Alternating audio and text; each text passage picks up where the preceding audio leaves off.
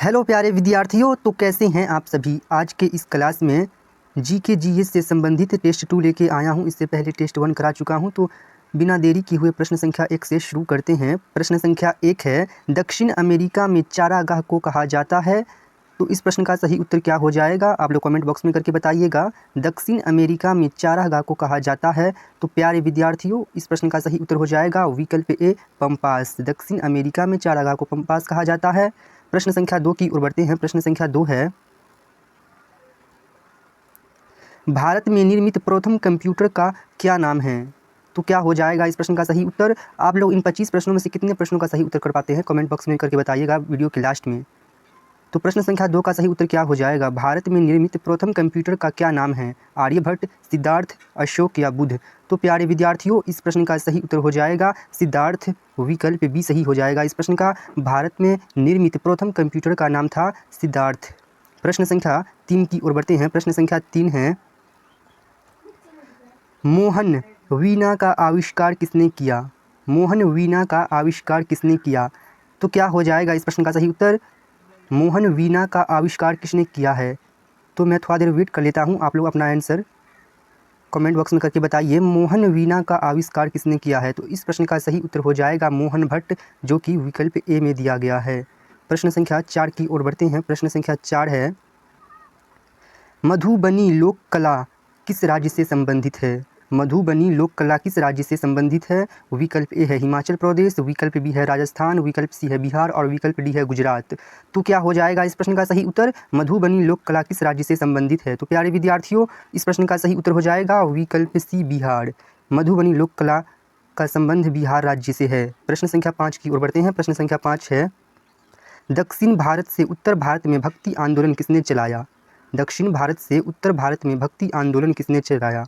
विकल्प है कबीर, रामानंद, विवेकानंद, शंकराचार्य। तो इस प्रश्न का सही उत्तर हो जाएगा विकल्प बी, रामानंद। इस प्रश्न का सही उत्तर हो जाएगा विकल्प बी, रामानंद। प्रश्न संख्या 6 की ओर बढ़ते हैं। प्रश्न संख्या 6 है, नेपाल में गंडक नदी को किस नाम से पुकारा जाता है। नेपाल में गंडक नदी को किस नाम से पुकारा जाता है। इस प्रश्न का सही उत्तर आप लोग कमेंट बॉक्स में करके बताइए।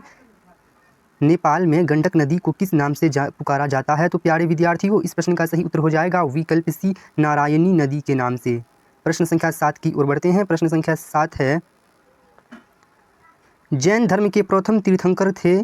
जैन धर्म के प्रथम तीर्थंकर थे ऋषभदेव, महावीर, नेमिनाथ या पार्श्वनाथ। तो प्यारे विद्यार्थियों, इस प्रश्न का सही उत्तर हो जाएगा विकल्प ए, ऋषभदेव। जैन धर्म के प्रथम तीर्थंकर थे ऋषभदेव।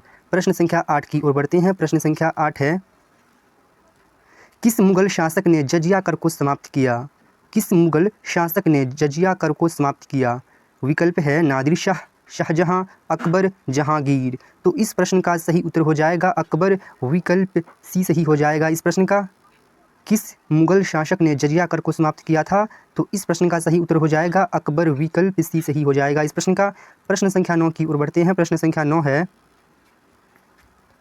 भारत के किस राज्य को कोयले का भंडार कहा जाता है। भारत के किस राज्य को कोयले का भंडार कहा जाता है। विकल्प है झारखंड को, गुजरात को, राजस्थान को, उड़ीसा को।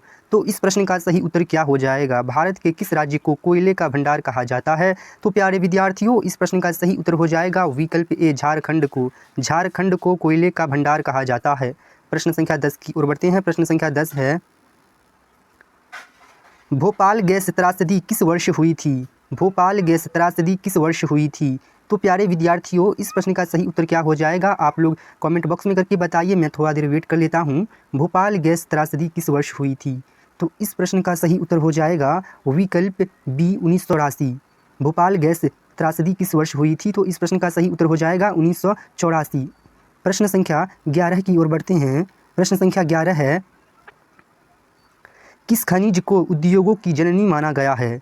किस खनिज को उद्योगों की जननी माना गया है। किस खनिज को उद्योगों की जननी माना गया है। तो इस प्रश्न का सही उत्तर क्या हो जाएगा, विकल्प है सोना, तांबा, लोहा, मैग्नीज। तो क्या हो जाएगा इस प्रश्न का सही उत्तर, किस खनिज को उद्योगों की जननी माना गया है। तो प्यारे विद्यार्थियों, इस प्रश्न का सही उत्तर हो जाएगा विकल्प सी, लोहा।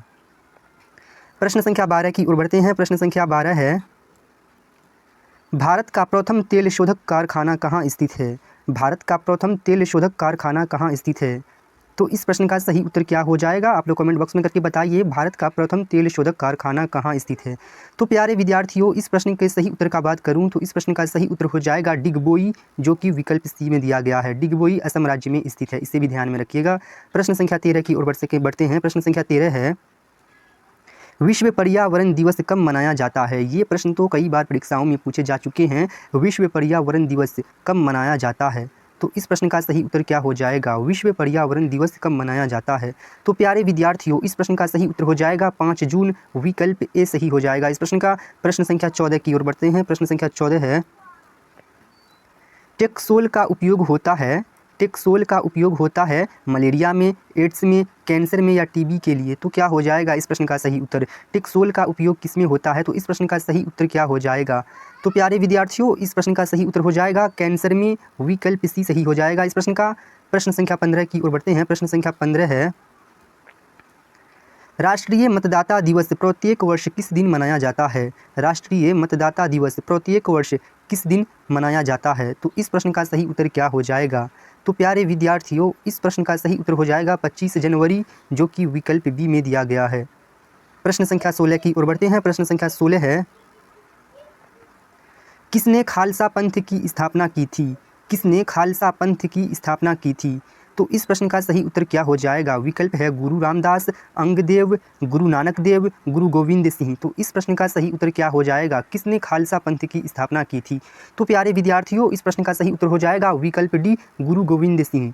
प्रश्न संख्या 17 की ओर बढ़ते हैं। प्रश्न संख्या 17 है, विश्व व्यापार संगठन का मुख्यालय स्थित है? ये प्रश्न भी कई बार परीक्षाओं में पूछे जा चुके हैं। विश्व व्यापार संगठन का मुख्यालय स्थित है, तो कहाँ स्थित है? तो इस प्रश्न का सही उत्तर हो जाएगा जेनेवा, विकल्प भी सही हो जाएगा इस प्रश्न का सही उत्तर। विश्व व्यापार संगठन का मुख्यालय जेनेवा में स्थित है। प्रश्न संख्या 18 की ओर बढ़ते हैं। प्रश्न संख्या 18 है, पानीपत का तीसरा युद्ध हुआ था? पानीपत का तीसरा युद्ध हुआ था तो किसके बीच हुआ था पानीपत का तीसरा युद्ध? मैं थोड़ा देर वेट कर लेता हूं, आप लोग अपना आंसर कमेंट बॉक्स में करके बताइए। पानीपत का तीसरा युद्ध हुआ था, तो प्यारे विद्यार्थियों, इस प्रश्न का सही उत्तर हो जाएगा विकल्प बी, मराठों और अहमद शाह अब्दाली के बीच पानीपत का तीसरा युद्ध हुआ था। तो प्रश्न संख्या 19 की ओर बढ़ते हैं। प्रश्न संख्या 19 है,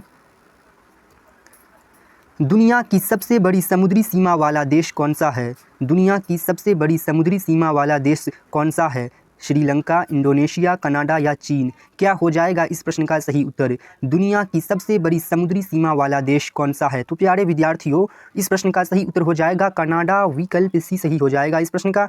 प्रश्न संख्या 20 की ओर बढ़ते हैं। प्रश्न संख्या 20 है, भारत में पशुओं का सबसे बड़ा मेला कहाँ लगता है? भारत में पशुओं का सबसे बड़ा मेला कहाँ लगता है? उत्तर प्रदेश, पश्चिम बंगाल, बिहार या मध्य प्रदेश? भारत में पशुओं का सबसे बड़ा मेला कहाँ लगता है? तो प्यारे विद्यार्थियों, इस प्रश्न का सही उत्तर हो जाएगा विकल्प सी, बिहार। प्रश्न संख्या 21 की ओर बढ़ते हैं। प्रश्न संख्या 21 है, नीली क्रांति का संबंध किस क्षेत्र से था? नीली क्रांति का संबंध किस क्षेत्र से था? मुर्गी पालन से, मत्स्य पालन से, बकरी पालन से या उपयुक्त सभी से? तो क्या हो जाएगा इस प्रश्न का सही उत्तर? नीली क्रांति का संबंध किस क्षेत्र से था? तो प्यारे विद्यार्थियों, इस प्रश्न का सही उत्तर है विकल्प बी, मत्स्य पालन से। विकल्प बी सही हो जाएगा इस प्रश्न का। प्रश्न संख्या 22 की ओर बढ़ते हैं। प्रश्न संख्या 22 है, किस मुगल बादशाह के शासनकाल में चित्रकला अपनी चरम सीमा पर पहुंच गई थी? तो क्या हो जाएगा इस प्रश्न का सही उत्तर? विकल्प ए है अकबर, विकल्प बी है शाहजहां, विकल्प सी है जहांगीर और विकल्प डी है उपरोक्त सभी। तो क्या हो जाएगा इस प्रश्न का सही उत्तर? तो प्यारे विद्यार्थियों, इस प्रश्न के सही उत्तर की बात करें तो इस प्रश्न का सही उत्तर हो जाएगा विकल्प सी, जहांगीर। ये प्रश्न भी कई बार परीक्षाओं में पूछे जा चुके हैं। प्रश्न संख्या 23 की ओर बढ़ते हैं। प्रश्न संख्या 23 है, सिंधु घाटी सभ्यता का एक विशाल स्नानघर किस स्थान पर मिला है? सिंधु घाटी सभ्यता का एक विशाल स्नानघर किस स्थान पर मिला है? विकल्प है लोथल, कालीबंगा, मोहनजोदड़ो, हड़प्पा। तो इस प्रश्न का सही उत्तर हो जाएगा मोहनजोदड़ो, विकल्प सी सही हो जाएगा इस प्रश्न का। सिंधु घाटी सभ्यता का एक विशाल स्नानघर मोहनजोदड़ो स्थान पर मिला है। प्रश्न संख्या 24 की ओर बढ़ते हैं। प्रश्न संख्या 24 है, विक्रम साराभाई अंतरिक्ष केंद्र कहाँ पर स्थित है? विक्रम साराभाई अंतरिक्ष केंद्र कहाँ पर स्थित है? तो क्या हो जाएगा इस प्रश्न का सही उत्तर? आप लोग अपना कमेंट बॉक्स में आंसर करके बताइए। विक्रम साराभाई अंतरिक्ष केंद्र कहाँ पर स्थित है?